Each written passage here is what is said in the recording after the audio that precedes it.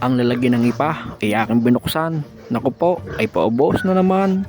Aring kabila na fades ay nangangalahati na rin. Ay anong gagawin? Ay di mag-iiwan na ulit din sa amin ng pambili.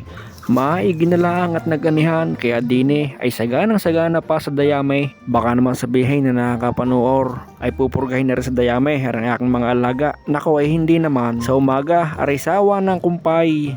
Kaya laang dahil rin dalawang matakaw ay hindi kaya ng tatay. Kaya ang dayame ay pang-agutay o pang-alalay. Hindi pa masyadong pagod at dinadampot na laang o nililimot. Gawa ng din sa amin ang palay ay hinaharvester na.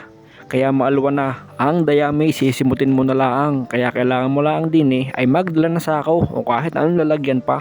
At kahit nga naman din ay magsasamer at mainit na, mayroon din namang araw na nadaan na din ay ang lakas ng ulan. Kaya naman din ang damo ay sariwa pa.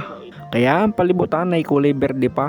Sa bait laang na kaya rin na-extend. Ang sabi ng tatay ay gagawin na lang daw 2 taon na aalagaan at mabait nga. Kung ari kagaya nung sinundan na ang haba ng sungay bago ang tapang pa, naku po, ilang buwan pa, baka November pa lang ay naipagbili na. Kahit ako'y hindi makalapit, ay ang tatay nga laging kasama ay susawagin pa rin. Eksaktong kabaligtaran na magaling na laang at are ay napakaamo. Kita nyo ga, gustong-gustong magpahawak at are ay pinupunasan pa pagka nainom ay kinukuskus ng dayami sa balat para bagang taong naliligaw-gawan o nakikiliti o kaya naman ay nare-relax. Ang baka pala ay gustong-gusto rin yata ng masahe na ngayon ko lang yata naalaman. May lahi na bago maamo pa ay saan ka pa ay syempre ay tatagal yan.